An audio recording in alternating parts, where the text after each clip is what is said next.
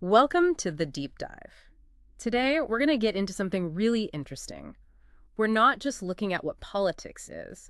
We're actually going to unravel the fundamental ways we even think about and study politics. It's kind of like looking at the different toolkits experts use. Yeah, the different lenses, you could say. Exactly. The lenses they use to understand this, well, let's face it, incredibly complex political world. That's a great way to frame it.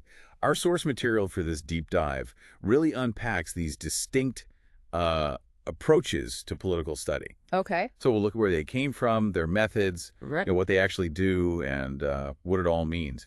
The goal, really, is to give you a clear map. A map of these different ways of seeing politics. Exactly, a map showing how political science has evolved and, well, how it still works today through these various frameworks. And the practical value for you, our listener, seems huge here. It feels like a shortcut to being, well, better informed. I think so. Because if you understand these approaches, you get this critical lens, right, to evaluate the political analysis you see everywhere. Absolutely. You start to spot the hidden assumptions. You see what questions aren't being asked. It adds a whole new layer. Okay, so let's kick things off with something pretty crucial, a key distinction right at the start. We hear method and approach thrown around a lot in political studies, maybe even interchangeably sometimes. But the sources say there's a clear difference. What is it? Yeah, that's foundational. A method is basically the how. It's a general procedure you follow to get reliable knowledge. Like the scientific method. Exactly. Yeah. Or inductive reasoning, deductive reasoning, comparing cases, the comparative method. Yeah. It answers how you actually conduct your inquiry. Got it, the procedure. Right. But an approach, well, that's a broader. It includes the method, sure, but it's more about the focus of your study, the what. Okay, so not just how, but what you're looking at. Precisely. Vernon van Dijk, who's key in our sources, puts it really well. He says an approach involves criteria of selection. Basically, how you choose the problems or questions you want to look at and how you choose the data you think is relevant. Ah, so it guides your choices before you even apply the method. Exactly. He clarifies it further. Approaches consist of criteria for selecting problems and relevant data, whereas methods are procedures for getting and utilizing data. So, approach sets the agenda, method executes it. That clicks. It's about matching the lens and the tools to the right questions. And the source has a neat example. It says the behavioral approach uses the scientific method. Well, you can study political behavior scientifically, observable actions. Right. But then the normative approach uses philosophical methods because it's trying to figure out values and norms. That's a philosophical task, not really a scientific one. Perfect illustration. Different questions, different toolkits. Okay. Now, political study has this really long, rich history. And the source points to a major historical divide. Traditional versus contemporary approaches. How should we understand that split? Right. So, historically speaking, traditional usually refers to the approaches that were, let's say, dominant up until the end of World War II, roughly 1945. Pre-war, essentially. Yeah, mostly. And contemporary approaches are the ones that developed after that. But, and this is important, calling them traditional isn't meant as a criticism. It doesn't mean they're outdated. Not at all. They're still really important, still part of the conversation today. They laid a lot of the groundwork. There was also this common idea for a while, a misconception really, that contemporary approaches were all about facts and traditional ones were all about values. Ah, the fact-value split. Right. But the source material is very clear. That view is no longer upheld. It's just not that clean-cut. Both types blend facts and values, as we'll see. Okay, so if it's not just facts versus values, what are the main differences then? What characterized each era? Well, traditional study was heavily influenced by fields like philosophy, history, law, and studying formal government structures. The big institutions. Exactly. And this gave rise to the philosophical, historical, legal, and institutional approaches. Those are the big four traditional ones. Okay. Contemporary approaches, though, shifted the focus. They started looking at politics more as a process, observing the actual behavior of political actors, voters, leaders, groups. More dynamic. Yes, and using more scientific methods. So the behavioral approach is really a hallmark of this contemporary era. They also developed these systematic models for analysis and really embraced an interdisciplinary approach, pulling insights from sociology, psychology, economics. Right, breaking down those disciplinary walls. Exactly, to get a fuller picture. Okay, so since that fact-value line isn't neat between traditional and contemporary, let's dig into a distinction that seems more fundamental and maybe more enduring. empirical versus normative approaches. This feels like where a lot of debate happens. Absolutely. And this is where you see the threads running through both traditional and contemporary thought. It's not one or the other. Okay. I mean, think about it. Aristotle, definitely traditional, right? His analysis of revolution is packed with empirical observations, how things actually worked in Greek city-states. He was looking at the data, essentially. In his own way, yes. Same with Marx's analysis of exploitation, grounded in observations of capitalism. But then jump forward, you have contemporary thinkers like Karl Popper arguing for incremental change, or John Rawls and his huge theory of justice. Both very influential. Hugely, and their work is deeply normative. It's about what should be, what constitutes a just society. So you see both empirical and normative elements across time. So let's nail it down. What's the fundamental difference at their core? Okay, the empirical approach, it seeks to discover and describe facts. It's concerned with what is. The world as we observe it. Precisely.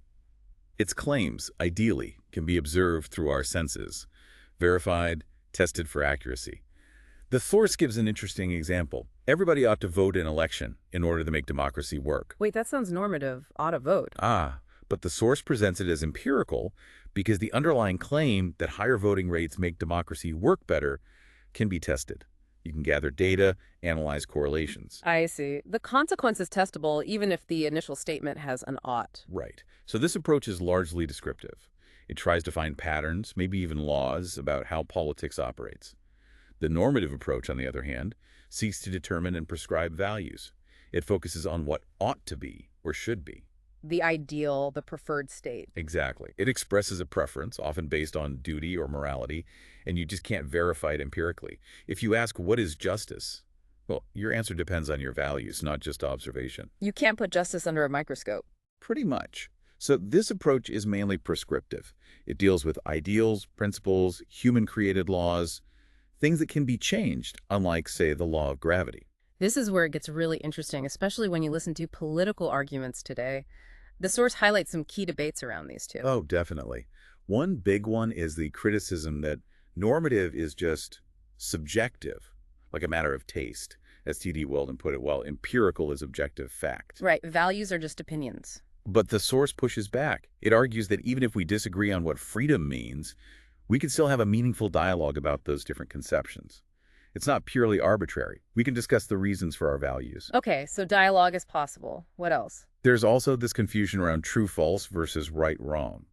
Empirical statements seem testable as true or false, while normative ones feel more conditional, right or wrong, depending on your framework. Yeah, that seems intuitive. But the source adds a crucial nuance.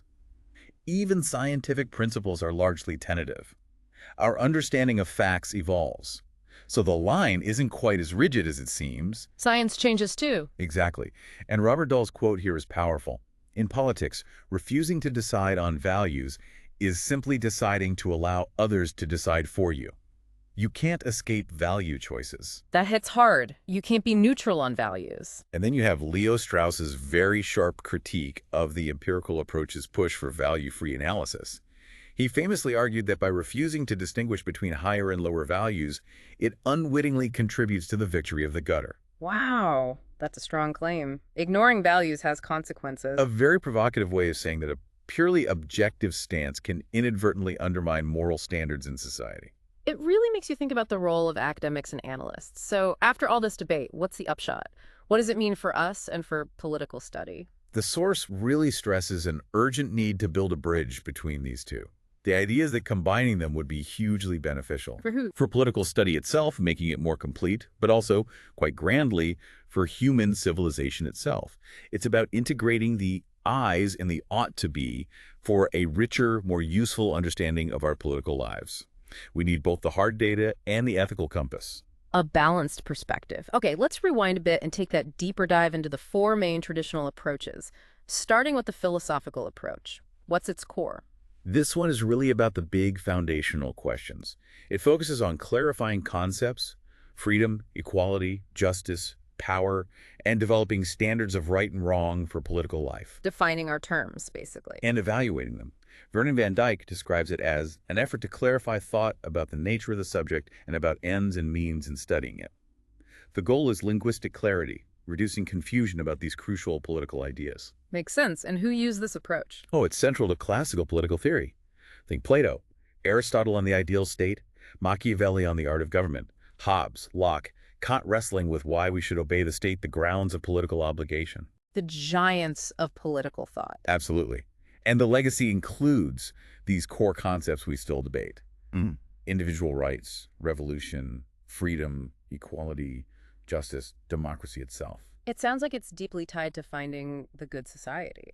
I remember Leo Strauss believed political science and philosophy were almost the same thing. He did. He saw both as aiming for true knowledge and good standards, trying to replace mere opinion with genuine understanding, just as Socrates advocated. Okay, moving from philosophy to the past itself. How does history inform political understanding? That brings us to the historical approach. Right. This approach kind of works in two main ways. First, there's what Karl Popper called historicism. Historicism. Yeah, it's the idea of analyzing past events to find grand laws or patterns governing history, often implying a sense of inevitability. Think of Hegel or Marx's theories of historical stages. Like history is moving in a predetermined direction. Kind of, yeah. The second sense is more straightforward. Understanding politics by studying the history of political thought itself. George Sabine's famous book, A History of Political Theory, is a classic example. Tracing ideas through time. Exactly. And Sabine made this interesting point.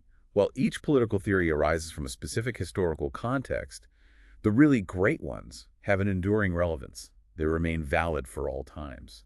They don't just reflect history, they shape it. That's a powerful thought.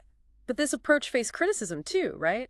Especially as science became more dominant. It did. David Easton's warning about living parasitically on ideas a century old was a key criticism that helped fuel the behavioral movement we'll get to.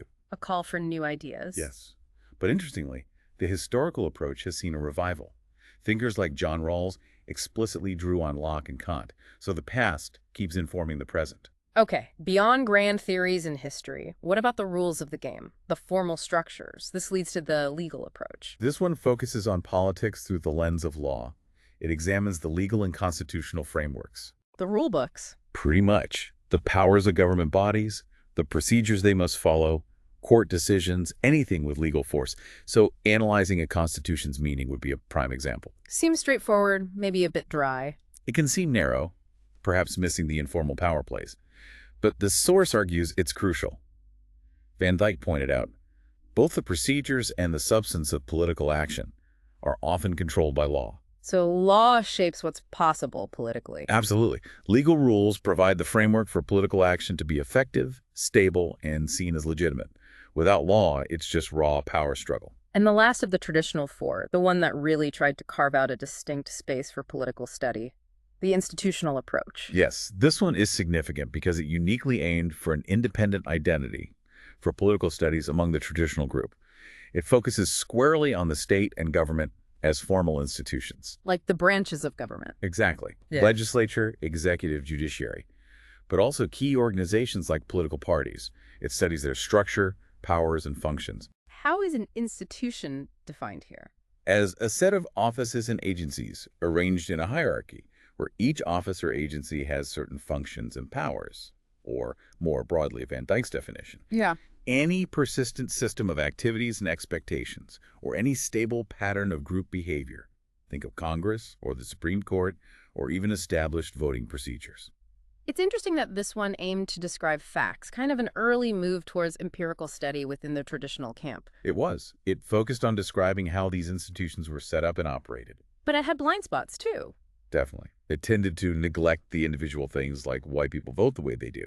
It struggled with international politics, which often operates outside formal institutions. And it didn't focus much on informal power, like social movements or lobbying groups. So good on structure, less on behavior or informal influence. Right. But despite those limits, the source concludes that institutions are a very important part of politics. You can't really understand politics fully without paying attention to them. Any other approach needs to consider institutions too. Okay, that covers the traditional landscape. So if those approaches had limitations, how did political scientists try to get a fuller picture, seeking a separate identity and aiming to understand politics in totality? This takes us to the contemporary scene, starting with the big one, the behavioral approach. Its origins actually go back quite a way, to 1908 with Graham Wallas and Arthur Bentley. They started pushing to look beyond formal rules and study informal processes, how people actually behaved politically. Moving beyond the institutions. Exactly. They were influenced by new ideas in psychology, suggesting people weren't purely rational decision makers. Then Charles E. Merriam at the Chicago School really championed scientific methods, using quantitative data, cross-disciplinary work. Bringing science into politics. Yes. He urged scholars to look at political behavior as one of the essential objects of inquiry. And Harold Lasswell's 1936 book, Politics, Who Gets What, When, How, was huge, framing politics as fundamentally about power. Who gets the benefits? So once behavioralism really took off after World War II, what was its core focus, its mission? It made a decisive shift from the formalism and normative orientations to political behavior.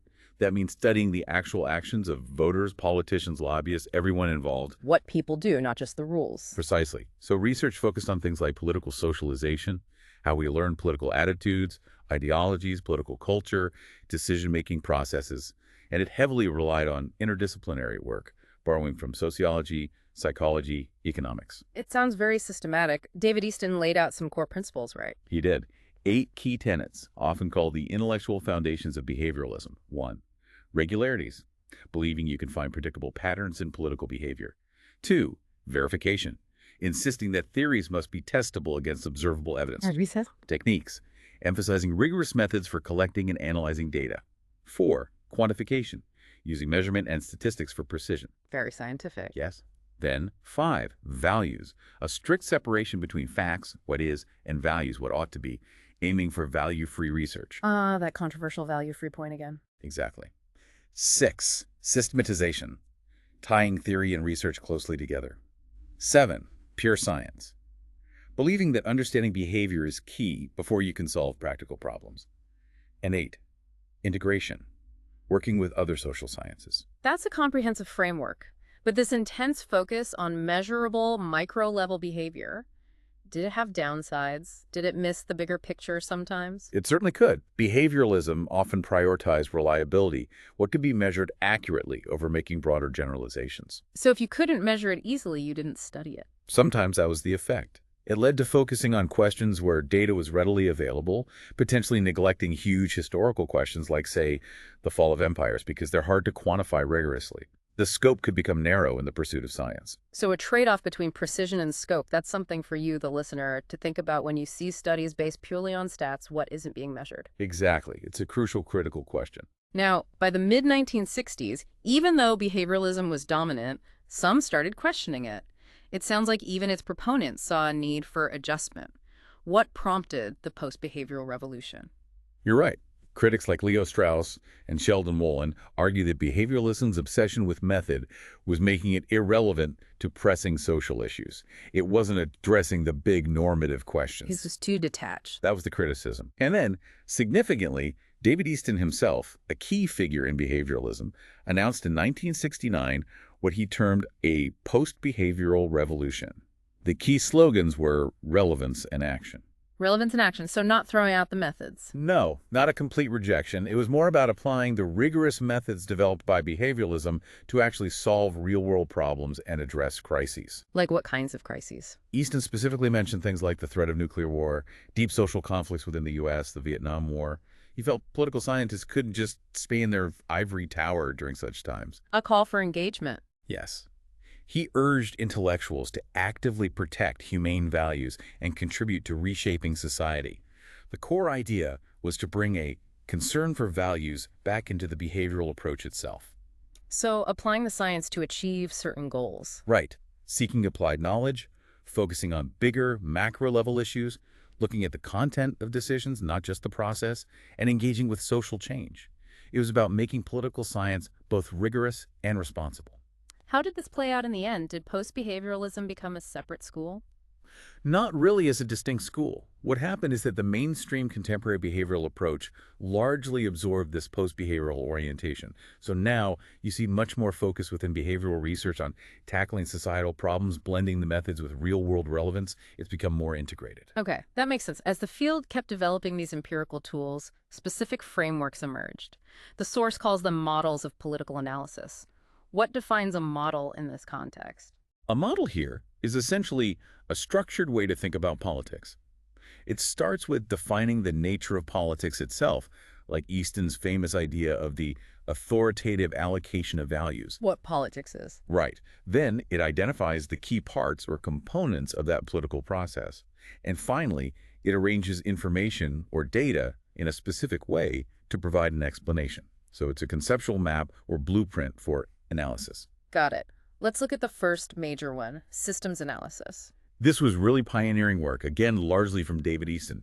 He pictured politics as an open political system, like a living thing interacting with its environment. Open, meaning it's not isolated. Exactly. It constantly receives inputs from its surroundings, the environment. These inputs are mainly demands and supports. Okay, let's break those down. What are demands and supports? Examples. Sure. Demands what people want from the system, maybe requests for goods and services, regulations, more participation, or just information. Supports are the energy that keeps it running, paying taxes, obeying laws, voting, respecting authority, that kind of thing. Okay, so inputs come in, then what? The political system. Think of it as the government machinery processes these inputs and converts them into outputs. These are the policies, decisions, laws, actions. Like taxes, regulations. Right. Extractions like taxes, regulations on behavior, allocations of resources, even symbolic things like declaring a holiday.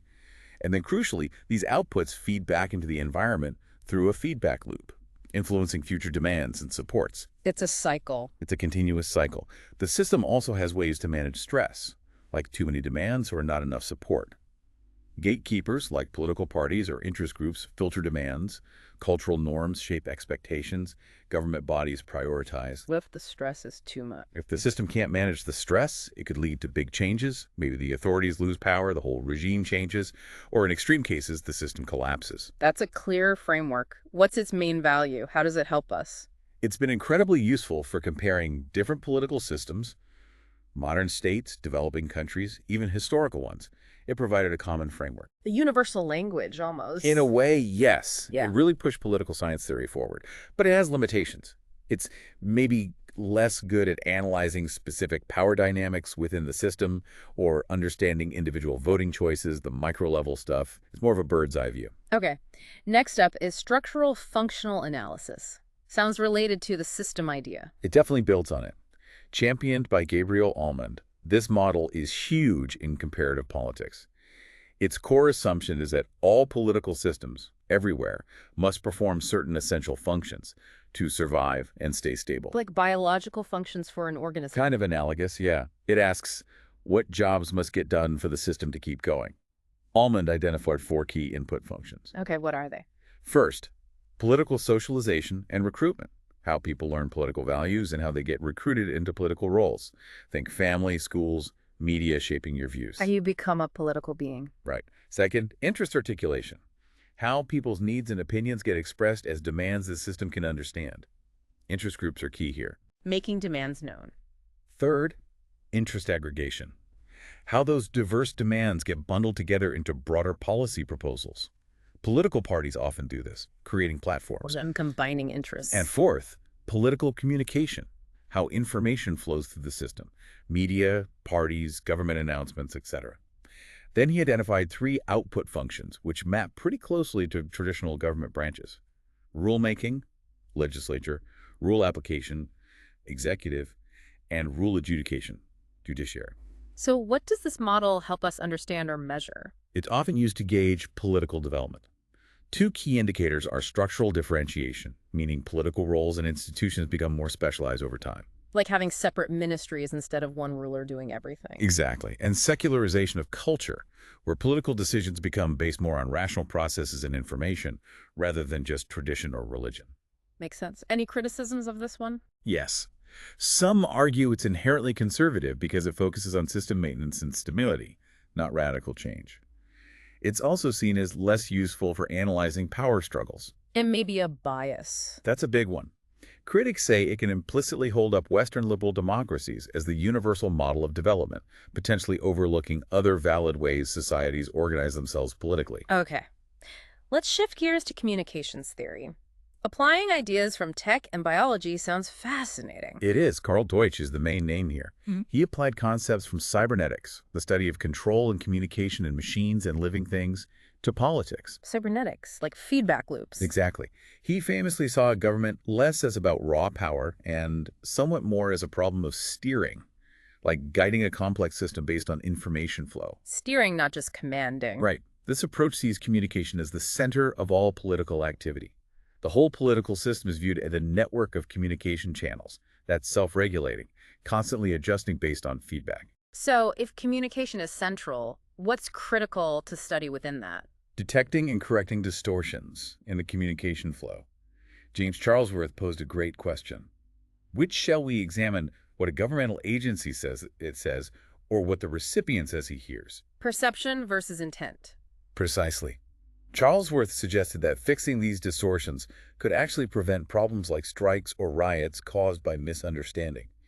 It highlights how crucial clear communication is for stability. So it's useful for understanding certain processes. Very useful for analyzing bargaining, conflict resolution, decision-making, where information flow is key.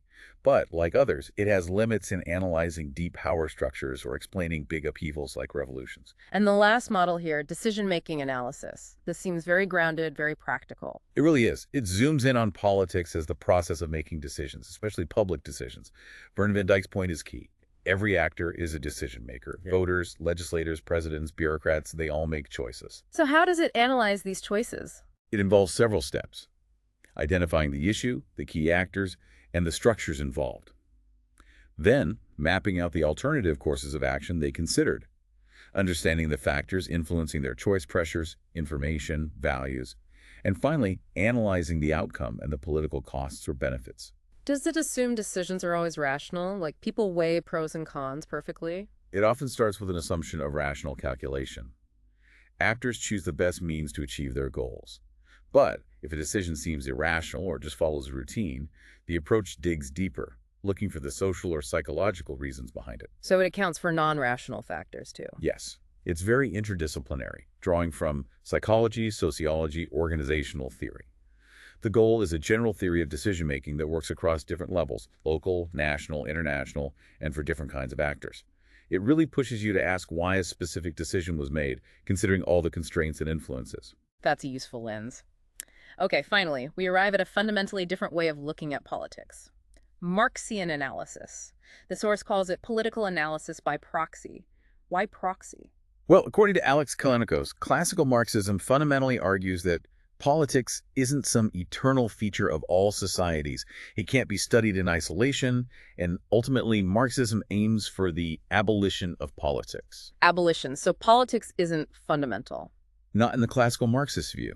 It's seen as part of the superstructure, which is built upon and determined by the economic base. Base and superstructure, the core Marxist idea. Exactly. The base is the economic structure, the means of production, factories, land, tools, and the social relations around them, who owns what, who works for whom. This economic base, Marx argued, shapes everything else. The legal system, the political system, religion, culture, that's the superstructure. So economics drives politics. In classical Marxism, yes. Marx said, the mode of production of material life conditions the social, political, and intellectual life process in general. Political systems emerge from the economic structure, and changes in economics drive political change. So, to understand politics, you must first analyze the economy and class relations. And how does class fit in? Marxism sees society as divided into opposing classes based on their relationship to the means of production, typically a dominant owning class and a subordinate working class. Politics, then, is seen as the arena where these classes struggle for control of the state. The state as a tool of class struggle. Precisely.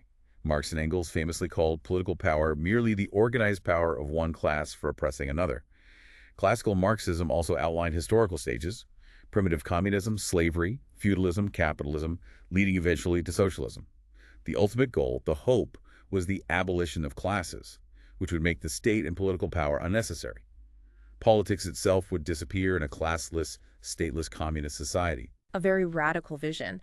Has this classical view evolved, given that states and politics clearly persist? Oh yes, absolutely. Later Marxists, often called neo-Marxists like Antonio Gramsci, recognized that the superstructure wasn't just a passive reflection of the base. It could push back. It could actively shape and reinforce the base. Gramsci, for instance, analyzed how capitalist states maintain control not just through force, political society, but also through consent, through ideas and culture, civil society. He called this intellectual and moral leadership hegemony. Winning hearts and minds, essentially. Exactly. Making the ruling class's dominance seem natural or legitimate. So neo-Marxists saw the need to analyze culture, ideology, and the state itself much more independently. Ralph Miliband, for example, used this kind of framework to analyze power in Western democracies. Wow, okay. We have really covered a huge range today, from philosophy right through to economics shaping politics. It's an incredible tapestry of approaches. It really is. Yeah. From that philosophical search for the ideal society to the scientific measurement of behavior and the structural analysis of systems, right up to seeing politics as driven by economic class struggle. Each offers such a unique lens. Different glasses for looking at the same complex thing. What stands out most to you from all this? For me, it's realizing how the questions you ask fundamentally shape the answers you get. That's absolutely key. And remember, these aren't just dusty academic theories. Every single time you read a news analysis or listen to a politician or even just form your own opinion on an issue, you're encountering these approaches. Consciously or not. Right. You're either using one or reacting to someone else using one.